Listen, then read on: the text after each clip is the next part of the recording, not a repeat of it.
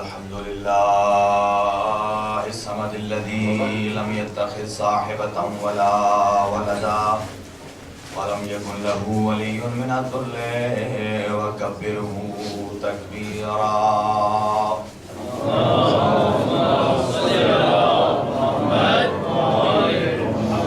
والعاقبة لأهل التقوى واليقين والجنة للمؤمنين والنار للعاصين. والصلاة والسلام والتحية والإكرام على سيدنا ونبينا وشفيع ذنوبنا وطبيب نفوسنا رحمة للعالمين أبي القاسم محمد المصطفى.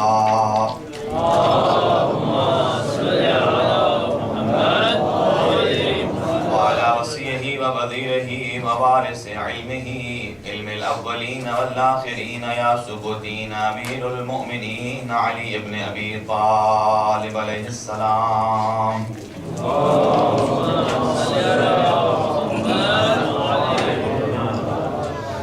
وعلى آله الطيبين الطاهرين المعصومين المنتخبين الذين أذهب الله عنهم الرجس وطهرهم تطهيرا. اللهم صل على محمد لا سيما على بقية الله الأعظم روحي وأرواح العالمين لتراب مقدمه الفداء. عجل الله تعالى فرجه الشريف وسهل الله تعالى مخرجه الشريف. ولعنة الله على أعدائهم أجمعين ملعونين من يوم عداوتهم إلى يوم الدين وبعد يوم الدين.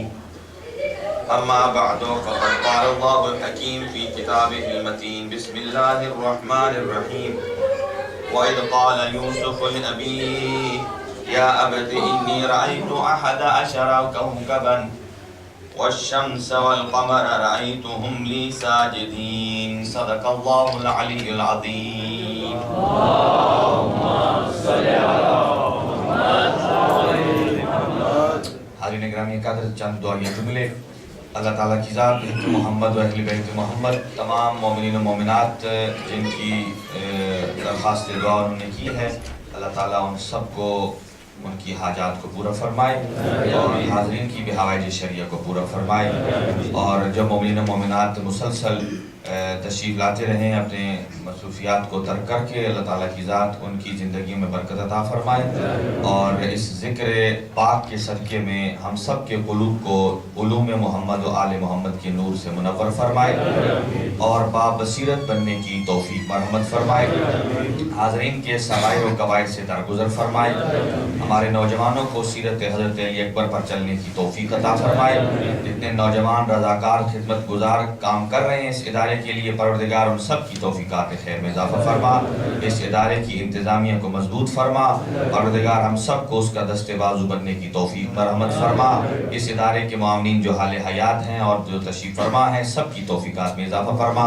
مرحومین کے درجات بلند فرما اور اس ادارے کے جو معاونین مرحومین ہیں بالاخص ان کو جوار معصوم میں جگہ نصیب فرما.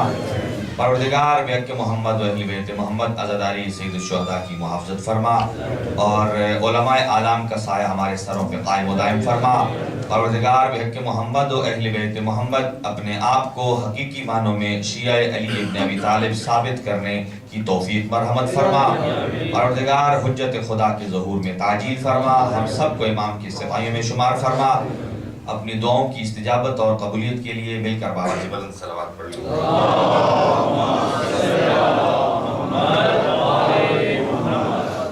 سامعین گرامی قدر، سورہ مبارکہ یوسف کی جس آیہ مجیدہ کو میں نے کل آپ کی خدمت میں تلاوت کرنے کا شرف حاصل کیا، وہیں گزشتہ سے پیوستہ اپنی گفتگو کو آگے بڑھانے کی کوشش کروں گا.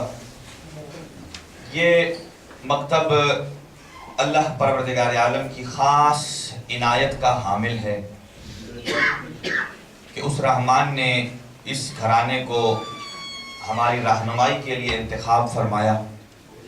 یہ اس مکتب کا اور ہم سب کا یہ طور امتیاز ہے، اور نہ صرف ہماری دنیا کی سلامتی کا ذمہ دار ہے، بلکہ یہ مقصد اور یہ مذہب مرنے کے بعد آخرت کا بھی ذمہ دار ہے۔ آخرت کا بھی یہ ذمہ دار ہے۔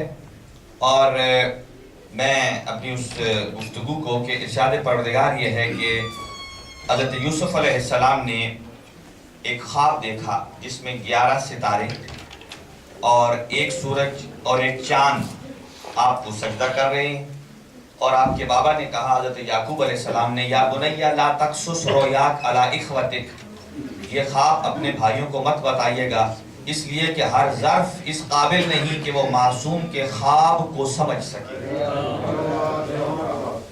جو ظرف اس قابل نہیں کہ معصوم کے خواب کو سمجھ سکے، وہ معصوم کے کلام کو کہاں سمجھ سکے؟ معصوم کے کلام کو سمجھنے کے لیے پہلے خود اپنے دامن کو دامن عصمت سے وابستہ کرنا ضروری ہے، تاکہ اپنے اذہان کو بھی نجاستوں سے پاک کیا جائے، اپنی فکر کو بھی نجاست سے پاک کیا جائے، اس لیے کہ یہ ذات مقدسہ وہ ہیں۔ قرآن حکیم ارشاد فرماتا ہے لا یمسہ الا المطہرون، یہ قرآن حکیم تو وہ ہے کہ اسے کوئی مس کر ہی نہیں سکتا مگر وہی ہاتھ مس کرتا ہے جو پاک و پاکیزہ ہوتا ہے۔ جبکہ آپ نے دیکھا کہ یہ قرآن حکیم بہت سارے مسلمان ممالک میں نان مسلم لوگوں کو گفٹ بھی دیا جاتا ہے، آپ پڑھیے، اس کو پڑھیں، ٹرانسلیشن پڑھیں، آپ ہدایت حاصل کیجئے۔ پھر العیاذ باللہ کیا اللہ کا یہ فرمان اپنی سچائی کو کھو بیٹھا کہ اس کو کوئی ہاتھ نہیں لگا سکتا سوائے وہی کہ جو پاک و پاکیزہ ہو۔ ارشاد پروردگار اگر کوئی یہیں تک سمجھے تو اس کو قرآن کی حقیقت پہ شک ہونے لگے گا، لیکن رحمان فرماتا ہے کہ یہ قرآن وہ ہے کہ الراسخون فی العلم، کہ قرآن کو یا وہ جانتا ہے جو خود خالق قرآن ہے، یا وہ جانتا ہے جو راسخون فی العلم ہے۔ تو قرآن کے ظاہری جلد اور ظاہری حروف کو مس کرنے کا معنی یہ نہیں ہے کہ اسے طاہرین مس نہیں کر سکتے، مطلب یہ ہے کہ جو اس قرآن کی گہرائی میں معانی موجود ہیں ان معانی تک سوائے آل محمد کے کوئی نہیں پہنچ سکتا ہے۔ طیب و طاہر سوچیں وہاں تک پہنچ سکتی ہیں۔ چنانچہ شمس و قمر کے عنوان سے کل کچھ معروضات میں نے آپ کی خدمت میں گوش گزار کی تھی، اور ابھی بیٹھے بیٹھے پھر میرے ذہن میں یہیں سے ایک سلسلہ آگے جڑ گیا۔ میں نے کہا کہ اس کو جو آمد آتی ہے اس کو بہرحال پیش کرنا انتہائی ضروری ہوتا ہے۔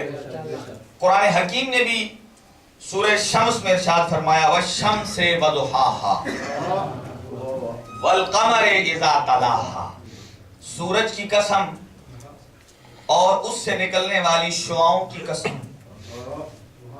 چاند کی قسم جو سورج کے پیچھے پیچھے چلتا ہے۔ یہ شان نزول کیا ہے؟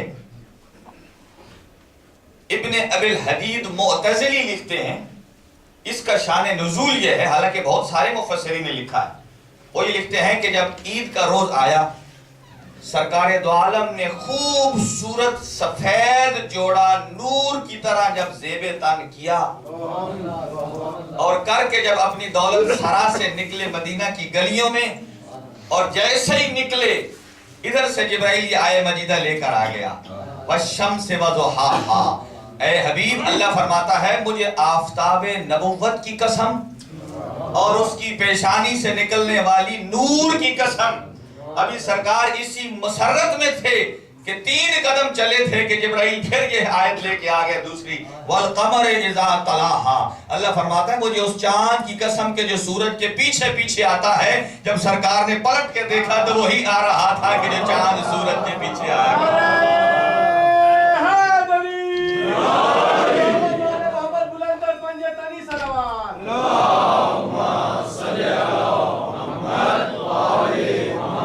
پلٹ کے ذات گرامی علی ابن ابی طالب تشریف فرما تھے کہ جو آفتاب نبوت کے پیچھے ہمیشہ مہتاب امامت ہی چلتا ہے۔ چنانچہ حضرت ابو الفضل عباس کا لقب ہے قمر بنی ہاشم۔ علامہ ذیشان حضرت جوادی صاحب اللہ انہیں غریق رحمت فرمائے، ان کا بڑا خوبصورت جملہ ہے، وہ فرماتے ہیں کہ بی زینب کبریٰ کا لقب ہے عقیلہ بنی ہاشم، اور حضرت ابو الفضل عباس کا ہے قمر بنی ہاشم۔ خوبصورت جملہ وہ فرمایا کرتے تھے کہ کوئی بدصورتوں میں اگر خوبصورت ہو جائے اس کا خوبصورت ہونا کوئی کمال نہیں۔ وہ فرماتے تھے کہ جہاں سارے کے سارے عقل مند ہوں وہاں عقیلہ بنی ہاشم بننا یہ علی کی بیٹی کا کام ہے، اور جس خاندان میں 14 کے 14 چاند ہو ان میں قمر بنی ہاشم بننا یہ ابو طالب کے پوتے کا کام ہے۔ ابوالفضل عباس کی شان گرامی، چنانچہ جو معروف ہے کہ علمدار وفا حضرت ابوالفضل عباس، اب وہ کہتے ہیں الکلام یجر الکلام، بات سے بات نکلتی ہے، گفتگو اب اس سمت چل پڑی کہ علمدار وفا کو جو کہا جاتا ہے، لفظ علم کی ڈیفینیشن کیا ہے؟ انتہائی گہرا موضوع ہے اور بڑی قدیمی تاریخ ہے اس کی۔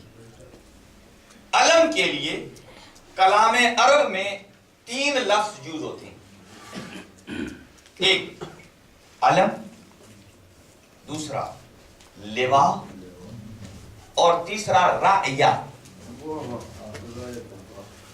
سرکار دو عالم نے فرمایا لَأُوتِيَنَّ الرَّعِيَّةَ غَدًا، کہا میں کل علم اس کو دوں گا۔ رعیہ علم، لواء لواء حمد، پرچم کو کہا جاتا ہے لواء بھی، علم بھی پرچم کو کہا جاتا ہے، لیکن مورخین اس بات پر بالاتفاق اجماع کرتے ہیں کہ یہ علم کی تاریخ حضرت ابراہیم علیہ السلام سے چلی۔ وہ کیسے کہ آپ تب تک کھانا تناول نہیں فرماتے تھے جب تک کسی مہمان کو دعوت نہیں دیتے تھے، اور تاریخ میں یہ بھی موجود ہے حتیٰ کہ آپ 4 کلومیٹر تک مہمان کی تلاش میں ڈھونڈتے تھے، 4 کلومیٹر آگے، 4 پیچھے، 4 رائٹ اور 4 لیفٹ، 16 کلومیٹر جو مہمان کو ڈھونڈے اسے ابراہیم کہتے ہیں۔ چنانچہ جب سفر فرماتے تو چونکہ کچے راستے ہوتے تھے اور تیز ہواؤں کی وجہ سے وہ راستے گم ہو جاتے تھے، مل جاتے تھے، حضرت ابراہیم علیہ السلام کے پاس ایک علم تھا جس کو اس کے اوپر ڈال کر جہاں پڑاؤ ڈالتے تھے وہاں کھڑا کر دیتے تھے تاکہ دور سے کسی کو پتا چل جائے، اگر کوئی بھوکا ہے تو بھی پتا چل جائے کہ کھانا اسی علم کے نیچے سے ملے گا، اور اگر کوئی راہ بھٹکا ہوا ہے اسے پتا چل جائے کہ سیدھی راہ بھی اسی علم کے نیچے سے ملتی ہے۔ ڈیفینیشن سنیے کہ یہ علم حضرت ابراہیم علیہ السلام 2 چیزوں کی نشاندہی کرتا تھا، اگر کوئی بھوکا ہے تو بھوک مٹانی ہے تو بھی علم کے نیچے سے ملے گی، اگر کوئی راستے کا بھٹکا ہوا ہے تو صراط مستقیم عیسے کے نیچے سے ملے گی۔ ہلکا سا جملہ عرض کرتا ہوں، آج کل کی دنیا جو علم سے خائف ہے وہ ڈرتی ہی اسی وجہ سے ہے، وہ چند کلومیٹر کے ساتھ جاتی ہے تو اپنا نان و نف کا ساتھ لے کے جاتی ہے، جو غازی عباس کے سائے علم کے سائے میں چلتے ہیں نہ اپنے ساتھ کھانا رکھتے ہیں نہ اپنے ساتھ پینا رکھتے ہیں، کچھ بھی نہیں رکھتے، انہیں یہ یقین ہے کہ جب بھوک لگے گی تو بھوک بھی غازی عباس کا پرچم دے گا، کھانا ملے گا تو بھی یہیں سے، اور اگر کوئی صراط مستقیم سے بھٹکا ہوا ہے تو سیدھے راستے پہ جب آئے گا تو سرکار وفا ہدایت کرے۔ چنانچہ حضرت ابراہیم علیہ السلام سے یہ چلا، اور تاریخ کے یہ جملے ہیں، العلم، علم کیا ہے؟ هو اللواء، وہی پرچم ہے، اور جس کو وضعہا خلیل الرحمن ابراہیم علیہ السلام، جس کو اللہ کے خلیل حضرت ابراہیم علیہ السلام نے وضع فرمایا، اور یہ لواء اور رعیہ حضرت ابراہیم علیہ السلام کے زمانے سے چلتے تھے، اور یہ چیز ایک ہی ہے، علم کے دو نام ہیں، فرق صرف یہ ہوتا تھا کہ جو پرچم دار ہوتا تھا اگر چھوٹے قبیلے کا ہے اسے لوا بولا جاتا تھا، اٹھانے والا، اور اگر بڑے قبیلے کا ہے اور جو عالمی لیول پر یعنی ایک ہی اٹھانے والا ہے اسے لفظ رعیت بولا جاتا ہے۔ اب سمجھ میں آگے سرکار نے جو فرمایا لَأُوتِيَنَّ الرَّعْيَةَ، یہ کوئی ایک قبیلے کے لیے نہیں تھا، عالم اسلام کا جھنڈا علی کے ہاتھ میں تھا۔ اور پھر سرکار دو عالم کے جد قصی بن کلاب، ان پہ آ کے یہ دونوں پرچم جمع ہو گئے، اس لیے کہ قبیلے کے سردار بھی وہ تھے اور خانہ خدا کی طوالت بھی انہیں کے پاس تھی، جمع ہو گئے۔ اسی لیے عبداللہ ابن عباس دیکھتے ہیں کہ 4 خصوصیات ایسی ہیں جن میں صرف ذات علی تنہا ہے۔ عبداللہ ابن عباس 4 چیزیں ایسی ہیں جن میں صرف ذات علی تنہا ہے۔ پہلی چیز، سب سے پہلے جب نماز فرض ہوئی تو سرکار دو عالم کے اقتداء میں جس نے نماز پڑھی وہ ذات علی تھے۔ اور دوسری سے وہ فرماتے ہیں کہ جب بھی کسی جنگ میں گئے تو لواء علی ابن ابی طالب کے ہاتھ میں تھا، لواء اسلام۔ اور تیسری، اگر کوئی احد یا حنین میں بھاگ جاتا تو ثابت قدم رہنا یہ صرف علی کی فضیلت تھی۔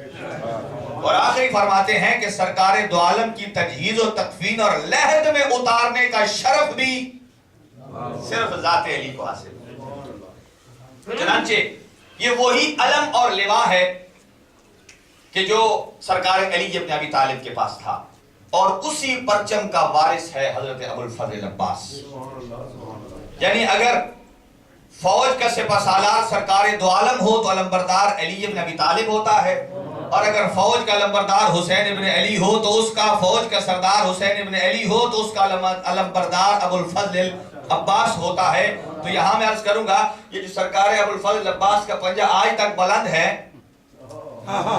یہ کسی چیز کی طرف نشاندہی کر رہا ہے، اور وہ یہ ہے کہ سرکار عباس کا پنجہ اور ہاتھ بلند ہے، یہ بتا رہا ہے کہ قافلہ حسینی آج بھی رواں دواں ہے اور یزیدیت اپنا دم توڑ گئی ہے، اپنا دم توڑ۔ اسی لیے شاعر نے خوبصورت 4 مصرے کہے۔ شاعر کہتا ہے کہ مل گیا جب آسرا عباس کا، جس کے دل میں محبت عباس آ جائے وہ ویسے ہی دلیر ہو جاتا ہے۔ مل گیا جب آسرا عباس کا تو دہر میں کمزور اونچے ہو گئے، جو کمزور دل لوگ تھے وہ مضبوط ہو گئے، دہر میں کمزور اونچے ہو گئے۔ یہ کمال بھی عباس کے ہاتھوں کا ہی ہے صرف کہ کٹ گئے تو اور اونچے ہو گئے۔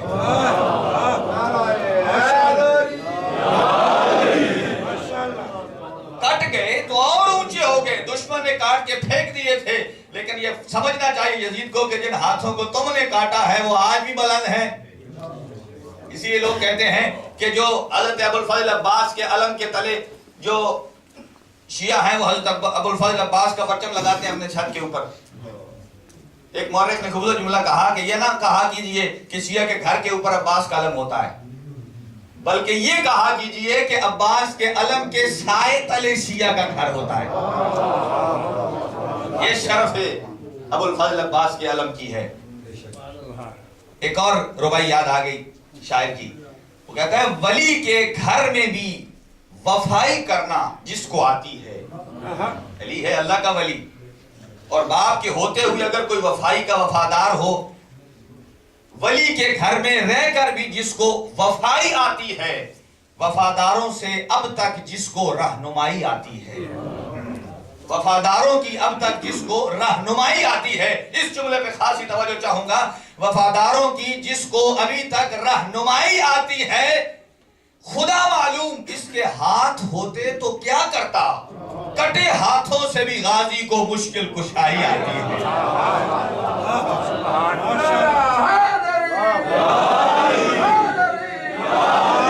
کٹے ہاتھوں سے بھی غازی کو مشکل کشائی روشائی آتی ہے، وہی علم ہے ابو الفضل عباس۔ چنانچہ سرکار دو عالم، آخری حدیث اس عنوان کی، سرکار دو عالم مسجد نبوی میں تشریف فرما تھے اور محشر کی گرمی کے بارے اصحاب کو خطبہ ارشاد فرما رہے تھے کہ جب محشر کا میدان ہوگا اتنی گرمی ہوگی شدید، ہر کوئی اپنے پسینے میں شرابور ہوگا اور اتنا اندر سے دل دکھے گا، گھبرائے گا کہ بیٹا باپ کو نہیں پہچان سکے گا، باپ بیٹے کو نہیں پہچان سکے گا۔ قرآن کہتا ہے لا تجزی نفس عن نفس شیئا، کوئی کسی کو نہیں پہچان سکے گا، ماں بیٹے کو نہیں، بیٹا ماں کو نہیں۔ ایک صحابی اٹھ کھڑا ہوا، کہتا ہے یا رسول اللہ، اس محشر کے میدان کی اتنی سخت کڑکتی گرمی میں ہمیں کوئی امان ملے، کوئی امان ملے گی، یعنی پرسکون جگہ جہاں جا کر ہم اپنے آپ کو سستا سکیں گے، گرمی سے بچ سکیں گے؟ فرمایا ہاں مل سکے گی۔ کہا وہ کہاں؟ کہا جہاں مجھ محمد کی کرسی لگی ہوگی، جہاں مجھ محمد کی کرسی لگی ہوگی وہاں آپ کو امان ملے گی۔ کہا اس کرسی کی نشانی کیا ہوگی؟ اس کا مطلب یہ ہے کہ وہ سائل یہ بھی سمجھتا تھا کہ صرف سرکاری کرسیوں پہ نہیں، کچھ اور بھی ہے، جنہیں فرمایا اولنا محمد و آخرنا محمد۔ اس کرسی کی نشانی کیا ہوگی؟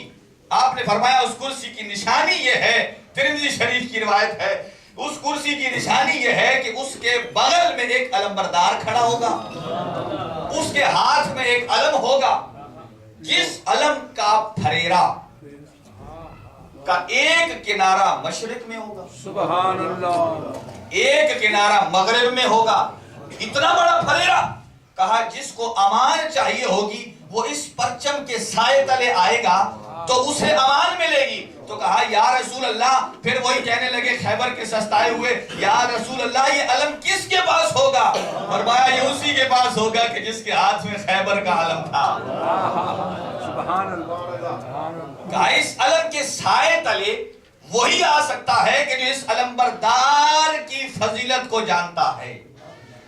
چنانچہ کائنات کے امیر کے پرچم تلے وہ آ سکتا ہے کہ جو علی کی فضیلت کو جانتا ہو، اور ابو الفضل کے علم، ابو الفضل عباس کے علم تلے وہ آ سکتا ہے جو شان وفا کو جانتا ہو۔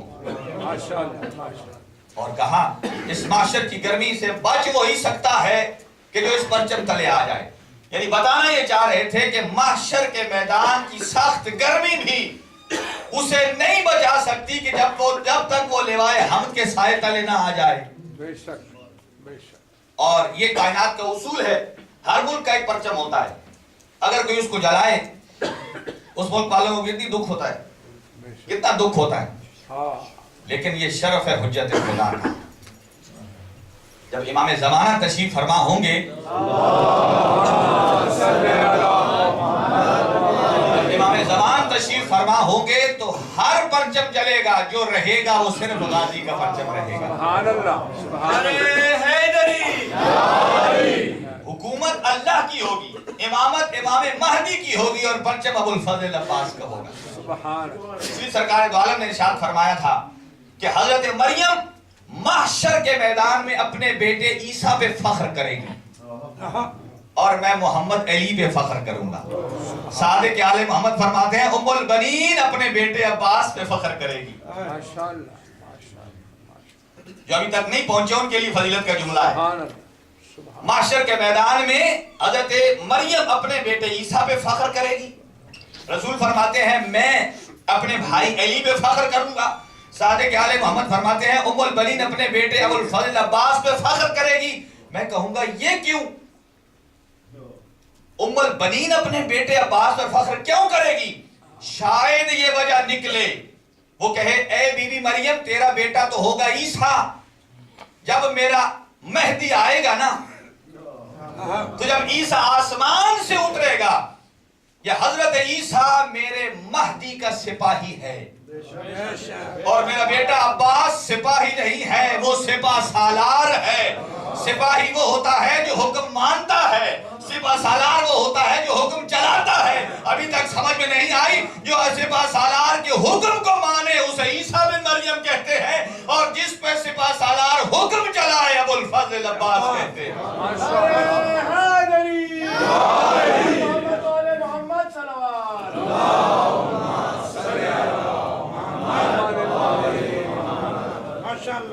अपनी गुफ्तगू की जानिब शायद ऐसे अब कंप्लीट नहीं कर पाऊंगा और बाद वाले जलसे में, बाद वाली मजलिस में इंशाल्लाह फिर करेंगे। इरशाद परवरदिगार ये है, दोबारा उसी मकाम पे आ जाइए कि 11 सितारे, एक चांद और एक सूरज सजदा कर रहे हैं। कहा ये बेटा किसी को ख्वाब बताना नहीं भाइयों को। और जब बाप को बताई ख्वाब, बाप ने जो पेशन गोई की, हज़रत याकूब नबी ने फरमाया बेटा वकज़ालिका यज्तबीका रब्बुक, इसी तरह तेरा रब तेरा इंतखाब कर रहा है। किसके जरिए? युअल्लिमुका मिन तावील अहादीस, वो ख्वाबों की ताबीर का इल्म दिया नहीं, देगा। आपको ख्वाबों की ताबीर का इल्म देगा। ख्वाबों की ताबीर का इल्म देकर करेगा क्या? युतिम्मु निअमतहु अलैक, अपनी नेमत तुम्हारे पे तमाम करेगा। व अला आले याकूब, और आले याकूब पर नेमत तमाम करेगा। कमा, जैसा कि अला अबवैका मिन कब्ल इब्राहीम व इसहाक, जैसा कि वो इससे कबल हजरत इब्राहीम और हजरत इसहाक पर अपनी नेमत तमाम कर चुका है। गोया मासूम को जब अल्लाह ख्वाब की ताबीर का इल्म अता करेगा तब अपनी नेमत तमाम करेगा। और जिसे सिर्फ ख्वाबों का इल्म दे रहा है, सिर्फ उस पर नहीं अपनी नेमतों को तमाम करेगा, उसके वालिदैन पर भी नेमतों को तमाम करेगा। शान अबू तालिब माशाअल्लाह, उसके वालिद पर भी करेगा। यहाँ कुरान हकीम कहता है कि अल्लाह के नबी यूसुफ को सिर्फ ख्वाबों का ताबीर का इल्म मिलने से अल्लाह उन पर भी नेमत करेगा, उनके वालिदैन पर भी नेमत नाजिल करेगा। तो मैं कुर्बान जाऊं, लाखों करोड़ों सजदे मेरे कुर्बान हज़रत अबू तालिब की शान पर, कि जिस याकूब के बेटे को सिर्फ ख्वाबों की ताबीर का इल्म मिले, उसके बाप पे तो अल्लाह नेमत नाजिल कर रहा है, और अबू तालिब के बेटे पर सिर्फ ख्वाबों का इल्म नहीं है। खुद फरमाते हैं सलूनी सलूनी कबल अन तफकिदूनी। माशाअल्लाह माशाअल्लाह। आओ मुझसे पूछो जो कुछ पूछना है, मुझ अली से पूछो। इसी तो फरमाया। अगली आयत मजीदा में आ रहा है मकतब अहले बैत। देखिए जाहिल और आलिम में फर्क क्या है। आलिम वो होता है जो किसी को बताता है, जाहिल वो होता है जो किसी से पूछता है। वाह। जाहिल की निशानी है वो पूछता है, आलिम की निशानी है वो बताता है। अब देख लीजिए कौन कौन पूछ रहा है, वाह वाह वाह वाह वाह, कौन कौन बता रहा है। हमने इसीलिए उनको नहीं माना कि जो पूछने वाले हैं, हमने उनको माना है जो बताने वाले। पूछने वाला जाहिल होता है, बताने वाला आलिम होता है। आप नहीं समझ आया, 1400 सदियों से तशय्युअ आले मोहम्मद से सारी दुनिया पूछती है, और बताने वाला सिर्फ एक मकतब है, मकतब अहले बैत। इन्होंने माना ही उसी को है जो साहिबाने इल्म है। आगे कुरान हकीम इरशाद फरमाता है कि क्यों ये किस्सा ऐसा है। लक़द कान फी यूसुफ व इख्वातिही आयातुन लिस्साइलिन, इस किस्से में पूछने वालों के लिए बड़ी निशानियां हैं, बताने वालों के लिए नहीं, पूछने वालों के लिए बेपनाह निशानियां मौजूद हैं।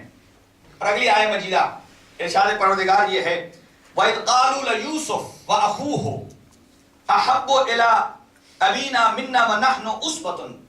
बड़ी कमाल की आयत मजीदा है। मैंने कल अर्ज किया था कि कुरान इशारे करता है, समझता वही है कुरान के इशारों को कि जिसके घर ये कुरान नाजिल हुआ।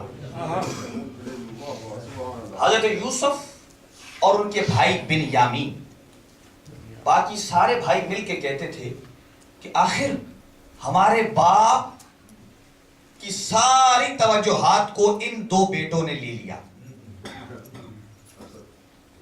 हमारे बाप की सारी मोहब्बत को इन दो ने ले लिया, यूसुफ और बिन्यामीन। जबकि कहते थे वनहनु उसबतुन, हम एक जमात हैं। अभी आता हूं। ان ابانا لفی ضلال مبین، بے شک ہمارا بابا تو کھلا گمراہی میں چلا گیا ہے۔ تین چیزوں پہ غور کیجئے گا، کہنے والا باپ یعقوب نبی معصوم، ماشاءاللہ، اور جس سے محبت کر رہا ہے وہ بھی معصوم، وہ بھی ماشاءاللہ، واہ واہ واہ واہ، جو مخالفت کر رہی ہے وہ جماعت، ایسے ہی پوری جماعت اس وقت ان کا سب نے ترجمہ یہ کیا ہے کہ گروہ ہے، یعنی کہ معصوم سے محبت کر رہا ہے اور جماعت مخالفت کر رہی ہے۔ اس کا مطلب یہ ہے کہ اگر معصوم کو چاہے، ماشاءاللہ، اگر جماعت کثرت میں بھی ہو تو وہ دشمنی ہے معصوم میں اپنی کثرت پہ جمع ہو رہی ہے، اور پھر صرف یہی تک نہیں کہہ رہے ہمارا بابا تو کھلا گمراہی میں چلا گیا ہے۔ اب سمجھ میں آتا ہے کہ سرکار دو عالم اور کائنات کے امیر علی کو ابو طالب کیوں پسند کیا کرتے تھے۔ ماشاءاللہ، شاب ابی طالب میں کبھی محمد کو اٹھا کر علی کے بستر پہ سلاتے، علی کو اٹھا کر محمد کے بستر پہ سلاتے، اور جب کوئی دشمن پوچھتا کیوں کر رہے تھے، کہا اس لیے اگر دشمن شب خون مارے تو محمد کی جگہ میرا بیٹا علی کام آ جائے، محمد کی جگہ میرا بیٹا علی کام آ جائے۔ توجہ چاہوں گا، یہاں حضرت ابو طالب کی شان میں کفریہ جملے کی تحریک کہاں سے چلی ہے؟ جب سے انہوں نے دو بیٹوں سے محبت کا آغاز کیا، واہ واہ واہ واہ، اور جب سرکار دو عالم نے اسلام کو پھیلانا چاہا، عربوں نے آ کر ابو طالب سے کہا کہ اپنے بیٹے سے کہو اگر یہ چاہتا ہے کہ ہم عرب کی عظیم ترین خاتون اس کے عقد میں دیں، ہم دینے کو تیار ہیں، جتنا مال مانگے دینے کو تیار ہیں، تبلیغ اسلام چھوڑ دیں۔ سرکار دو عالم کے جملے، کہا اے میرا بابا اگر یہ میرے ایک ہاتھ پہ چاند کو رکھ دیں، چاند کو شمس کہتے ہیں قمر، اور ایک ہاتھ پہ سورج رکھ دیں، تب بھی میں اپنے کام سے پیچھے ہٹنے والا نہیں۔ یہاں حضرت ابو طالب نے جملہ ارشاد فرمایا، کہا اے میرا بیٹا تیرا جو دل چاہے تو کہہ، لن یصلوا الیک حتی فی التراب دفینا، جب تک میں ابو طالب موجود ہوں تجھے نقصان پہنچانا تو دور کی بات ہے، کوئی تمہارا بال بھی پھیکا نہیں کر سکتا جب تک میں تراب میں نہ چلا جاؤں۔ تراب میں جانے سے پہلے میں ابو طالب ذمہ دار ہوں، اور تراب میں جانے کے بعد میں ابو تراب کو چھوڑ جاؤں گا جو تیرے قریب کسی کو نہیں آنے دے گا۔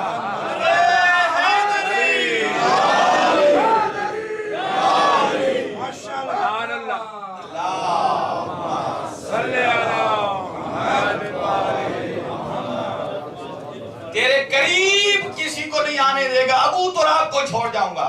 یعنی سمجھ لیجئے جہاں بھی معصوم کے مقابل میں جماعت آ جائے اور پھر وہ کہے بھی یہ انا ابانا، اگر ایک اور آیہ مجیدہ کو دیکھ لیا جائے تو اور واضح ہو جائے گا۔ بسم اللہ، سرکار دو عالم نے فرمایا انا و علی ابوا ہذہ الامہ، میں اور علی اس امت کے دو باپ ہیں۔ جو علی محمد سے محبت کر رہا ہے، جو محمد حسین سے محبت کر رہا ہے، اگر علی و محمد کائنات کے دو باپ ہیں، اگر کوئی کہے کہ ہمارا باپ کھلا گمراہی میں ہے، اگلی آیت مجیدہ سنیے، اور ارشاد پروردگار یہ ہے کہ آپ اقتلوا یوسف کو قتل کر دو، اوِطرحوا ارضاً، یا ایسی زمین پہ چھوڑ دو کہ جہاں سے یہ نہ ملے، یخلو لکم وجہ ابیک، تاکہ تم اپنے باپ کی ساری توجہات کو پالو، وَتَكُونُوا مِن بَعْدِهِ قَوْمًا صَالِحِينَ، یوسف کو مارنے کے بعد تم صالح ہو جاؤ۔ مار بھی رہے تھے معصوم کو، مشورہ بھی یہ لے رہے تھے، دے رہے تھے ایک دوسرے کو کہ مارو معصوم کو، اور مارنے کے بعد تم صالح ہو جاؤ۔ اب سمجھ میں آیا کہ جو ایک معصوم کو مارنے کی کوشش کرے جو ہو حضرت یوسف، مارنے والے اپنے آپ کے اوپر صالحین کا لبادہ اس لیے چڑھاتے ہیں تاکہ پتہ نہ چلے کہ ہم اصل میں کیا تھے۔ اب سمجھ لیجئے یہ تو یوسف کو مارنے والے تھے جنہوں نے صرف دھمکی دی تھی اور کنویں میں پھینکا تھا، اور جو حسن یوسف کا مالک ہے حسین، سبحان اللہ، حسین ابن علی کے خلاف اگر کربلا میں سارے یزیدی اکٹھے ہو جائیں اور اس کے بعد حسین کو مارنے کے بعد بھی کوئی کہے کہ یزید کو رضی اللہ کہے، میں کہوں گا یزید کو رضی اللہ کہنے والوں بہت شکریہ، آپ نے ہماری بہت ساری مشکلیں آسان کر دی ہیں، اور وہ مسئلہ یہ ہے آپ نے یزید کو رضی اللہ کہہ کر خود لفظ رضی اللہ کو مشکوک بنا دیا ہے۔ اب جس کے ساتھ لفظ رضی اللہ لگے گا ہمیں چیک کرنا پڑے گا کہیں اس کے اندر یزید تو چھپا ہوا نہیں۔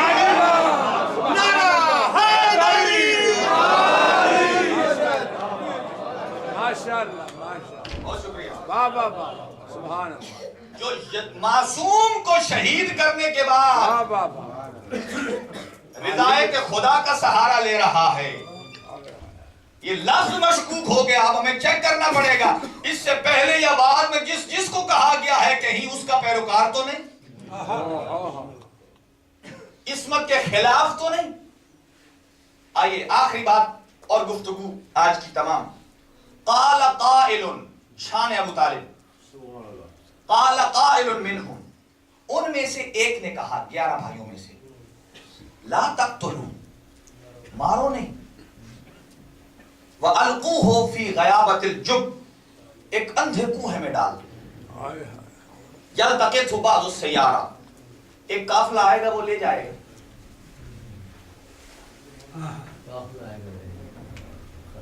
میں جس جملے کی طرف توجہ دلانا چاہتا ہوں شاید آپ کے اذہان نہیں پہنچے، ان میں سے ایک نے یہ مشورہ دیا، باقی کنویں مار رہے تھے، اس نے مشورہ دیا کہ مارو نہیں، وہ معصوم کی محبت دل میں رکھتا تھا، کہا مارو نہیں، اگر یہ مار دیں گے، اس کے دل میں یہ تھا اگر میں یہاں بولتا ہوں تو میں ایک ہوں یہ 10 ہیں، میری جان خطرے میں، اور اگر کہتا ہوں مار دو تو عصمت کے خلاف میں بھی جرم میں شریک۔ راستہ یہ اختیار کیا کہ مشورہ دیا جائے، شان ابو طالب، مشورہ دیا جائے۔ جس نے مشورہ دیا اس کا نام تاریخ میں 2 ہے، یا لاوی جو فلم بھی حضرت یوسف علیہ السلام کے نام پہ بنی، یا یہودا، یہ 2 نام۔ اس نے مشورہ دیا کہ کم از کم میں معصوم کو اپنی نظروں میں مرتے تو نہ دیکھوں، چلو پھینک دے تو جسے خدا رکھے اسے کون چکھے، اللہ بہتر جانتا ہے اپنی عصمت کو کیسے سنبھالنا ہے۔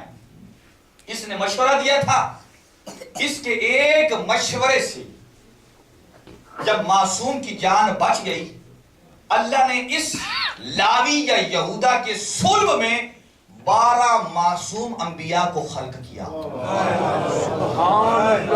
میرے خیال آپ نہیں بول پائے۔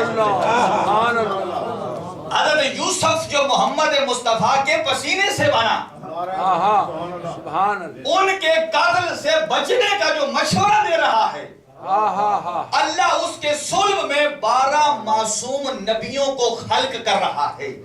اب سمجھے کہ شان ابو طالب کیا ہے۔ حضرت ابو طالب نے محمد کو بچانے کے مشورے نہیں دیے تھے، پریکٹیکل عمل کیا تھا، سایہ بن کے ساتھ ساتھ چلے تھے، نصیر بن کے ساتھ ساتھ چلے تھے۔ آپ سمجھئے جو اللہ کے نبی یوسف کو بچنے کا مشورہ دے رہا ہے، اللہ اس کی صلب میں 12 معصوم انبیاء کو خلق کر رہا ہے، اور وہ ابو طالب جو سایہ بن کے محمد کے ساتھ ساتھ چلا ہے، اللہ نے فرمایا حل جزاء الاحسان الا الاحسان، اے میرا حبیب ابو طالب، میں نے اس مشورہ دینے والے کی صلب میں 12 نبیوں کو خلق کیا تھا، تو نے تو میرے محمد کو پالا ہے، میں اگر خدا نہیں جب تک تیرے صلب میں 12 اماموں کو نہ خلق کروں۔ سبحان اللہ، سبحان اللہ،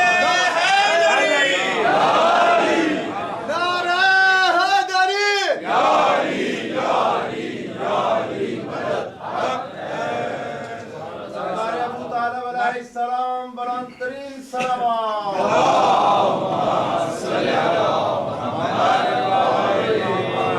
شان حضرت ابو طالب۔ اور آگیا میں کربلا پہ، کسی کو کیا پتا کہ کربلا اور دین کے بچانے پہ کس کا خرچ ہوا، خون تو سارا ابو طالب کا بہا، اسلام پہ خون ابو طالب کا بہا۔ جو صاحبان معرفت ہیں وہ جانتے ہیں جو عدالتوں کے قوانین سے واقف ہے. ایک مثال دینے جا رہا ہوں آپ کے ذہنوں کو قریب کرنے کے لیے. دنیا میں اگر کسی نے کسی کو قتل کیا ہو، جب عدالت اسے سزائے موت سناتی ہے، عدالت اسے 3 حق دیتی ہے. 3 حق دیتی ہے پھانسی لگانے سے پہلے. پہلا، اتنا وقت دیتی ہے کہ اہل خانہ سے مل لے، بہنوں سے مل لے، ماؤں سے مل لے، اور اس کا اسپیسیفک ٹائم ہوتا ہے 45 منٹ. لیکن عدالت میں جہاں پھانسی لگتی ہے نا، جس قید خانے میں، وہاں 45 منٹ کے بجائے 3 گھنٹے گزر جاتے ہیں. وہ اپنی بہنوں سے مل رہا ہے. جب کوئی چھوٹا افسر بڑے افسر سے کہتا ہے کہ ٹائم ختم ہو گیا ملاقات کا، تو بڑا افسر کہتا ہے کوئی بات نہیں، مرنے جا رہا ہے، بہنوں سے مل رہا ہوگا، کچھ دل کی باتیں کر رہا ہوگا. دوسرا حق یہ ہوتا ہے کہ زندان کا ڈاکٹر اپنے ہاتھ سے اس کے ہونٹوں کے ساتھ پانی لگاتا ہے. وہ پیے نہ پیے اس کی اپنی مرضی. اور تیسرا حق، جب پھانسی دے دی جاتی ہے نا، تو لاش ورثاء کے حوالے کر دی. یہ 3 حق عدالت دیتی ہے، جس کا ذکر ذرا سنبھال کے بیٹھنا. 4 حق شریعت دیتی ہے. اگر کوئی مر جائے نا، 4 حق. پہلا حق، اسے غسل دیا جائے. دوسرا حق، اسے کفن دیا جائے. تیسرا حق، جنازہ پڑھا جائے. اور چوتھا حق، دفن کیا جائے. غریب کربلا کو رونے والوں، دنیا کی عدالت 3 حق دیتی ہے اس کو جو قاتل ہوتا ہے، مقتول نہیں. زہرا کا لال قاتل نہیں تھا، مقتول تھا. کیا حق ملے؟ 3 دن تک بے گور و کفن لاشیں پڑ رہے کربلا والوں کی. 3 محرم کو جو میرے آقا نے قبیلہ بنی اسد کو وصیت کی تھی نا، جگہ لینے کے بعد، اور اس کے 3 گروہوں کو بلایا، مردوں کو، عورتوں کو اور بچوں کو. کہا اے جوانوں، اگر جب ہمیں یہ قتل کر چلے جائے نا، تو آنا کھیتی باڑی کے بہانے اور ہمارے لاشوں کو دفن کر دیں. اور پھر بیویوں سے خطاب کیا کہ اگر تمہارے شوہر نہ آئے نا، پانی بھرنے کے بہانے آنا اور ہمارے لاشوں کو دفنا دیں. اور آخر میں کم سن بچوں سے خطاب کیا اور پہلے پوچھا، اے میرے بچوں، بنی اسد کے بچوں، کیا پہلے بھی کبھی اس وادی میں آئے ہو؟ انہوں نے کہا ہاں آتے ہیں، کبھی کبھی پانی پینے آتے ہیں. کہا اس کے بعد جب ہمارے لاشیں جب یہاں چھوڑ جائے نا، تو یہاں کھیل کود کے بہانے آنا، مٹھیوں میں خاک کربلا اٹھا کے ہمارے ابدان پہ ڈال دینا، تمہارا کھیل ہو جائے گا، ہمارے میت دفن ہو جائیں گے. آج لوگ اللہ، آج ہی بنی اسد کے لوگ 12 محرم ہے نا، ہاتھوں میں بیلچے اٹھائے ہوئے، یا حسین کرتے شہداء کی طرف جاتے ہیں عزادارو. آج لوگ اللہ. اور ادھر جب میری آقا زادی جانے لگی نا کربلا سے کوفہ کی طرف، اور جب سواری پہ سوار ہوئی اور ایک مرتبہ کہا، اے عمر سعد، دیکھ اگر تو اپنے لاشوں کو دفنا رہا ہے، میں بھی اپنے لاشوں کو دفنا لوں. سنو کہ جو عمر سعد نے دعا کیا، میری آقا زادی کی چیخ نکل گئی. اس نے کہا، اے علی کی بیٹی، لاشیں تو مسلمانوں کے دفنائے جاتے ہیں نا. آج رکم اللہ، آج رکم اللہ حسین کے سبوں کا پرسہ دینے آئے ہو عزادارو. وہ علی کی بیٹی جب چلی تھی نا کربلا سے، اور کس عالم میں چلی ہے، اور جیسے چلی اور بے پلان شتر پہ جب بیٹھ گئی نا، اور ایک پتھروں کا جب ڈھیر دیکھا نا، میری آقا زادی کے ہاتھ جو پس گردن بندے تھے نا، اپنے آپ کو جب ناقہ سے نیچے گرا دیا. یہاں میں آپ سے پوچھوں گا، مجھے یہ بتاؤ، میں کہوں گا بی بی ایسے اونٹ سے نیچے گری جیسے غازی عباس گھوڑے سے نیچے گرے تھے نا. آپ کہو گے آغا صاحب یہ کیسی مثال دے دی. میں کہوں گا ہاں، عباس گھوڑے سے گرے تھے نا، وہ مرد تھے، اور گھوڑا نیچا ہوتا ہے، اونٹ اونچا ہوتا ہے، اور جب کوئی بلندی سے نیچے آتا ہے نا، تو ہاتھوں کا سہارا لیتا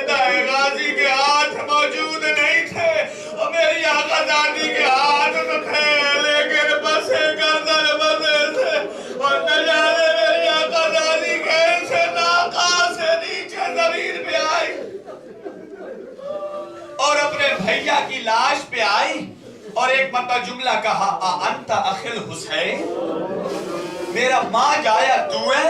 جب یہ کہا نا حسین کی کٹی رگوں سے آواز آئی نعم ہاں ہاں انا حسین ابن علی، اور تیرا ماں جایا میں ہوں، تیرے جس ماں نے چکیاں پیس پیس کے بالا تھا نا. اجرکم اللہ. ایک منزل اور کربلا سے یہ قافلہ جب چلا نا، ایک روایت کے مطابق 12 محرم کو کوفہ پہنچ گیا. اور جیسے یہ قافلہ کوفہ کے اندر داخل ہوا نا، اور دارالامارہ کی چھت پہ حضرت مسلم کا جب لٹکا ہوا سر دیکھا نا میری آقا زادی نے. آپ جانتے ہو حضرت مسلم کی شہادت کب ہوئی ہے؟ عید الاضحیٰ سے پہلے 1 مہینے کا عرصہ جب گزر گیا نا، مسلم کے سر کو جب دارالامارہ کے چھت پہ لٹکا ہوا دیکھا نا، اور وہاں میری آقا زادی نے ایک جملہ کہا، اے بیٹا سجاد، کیا یہاں کوفے میں لاشیں دفنانے کا رواج نہیں ہے؟ 1 مہینے سے زائد کا عرصہ ہو گیا ہے، میرے مسلم کا سر ابھی تک دارالامارہ کی صدور کے ساتھ کھڑا ہوا ہے. اور وہاں ایک شکی بولا، اس نے کیا دیکھا کہ سید سجاد کے ہاتھ میں ہتھکڑیاں ہیں، گلے میں خاردار توق ہیں، پیروں میں زنجیر اور بیڑیاں ہیں، اور کمر جھکی ہوئی ہے. اور وہ ایک جملہ کہتا ہے، اے سجاد، 1 مہینہ پہلے یہاں بنی ہاشم کا جوان جو امیر مسلم آیا تھا نا، جب اسے بادشاہ کے سامنے پیش کیا گیا، کہا جھک سلام کر، اس نے کہا مالی امیر سوال حسین، سینہ تان کے کھڑا رہا اور تو نے اپنا سر جھکایا ہوا ہے. سید سجاد نے کہا کہ تو نے میرے جگر کا خون کر دیا ہے، تو نے مجھے بزدل سمجھا ہے، مسلم کو شجاع سمجھا ہے، تو نے میرے ساتھ انصاف نہیں کیا ہے.